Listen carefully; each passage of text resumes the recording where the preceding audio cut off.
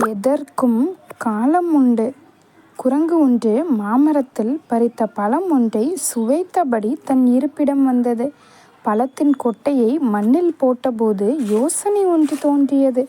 கொட்டையை புதைத்து மரமாக வளரச் செய்தால் இஷ்டத்திற்கு பழங்களை சாப்பிடலாமே என எண்ணியது. மாங்கொட்டையை புதைத்து தண்ணீர் விட்டது. குரங்கின் மனம் மாம்பழம் பறித்து சாப்பிடுவதில்தான் இருந்ததே தவிர மரத்தை வளர்ப்பதில் இல்லை. காலையில் எழுந்ததும் மாமரம் முளைவிட்டுள்ளதா என ஆராய்ந்தது.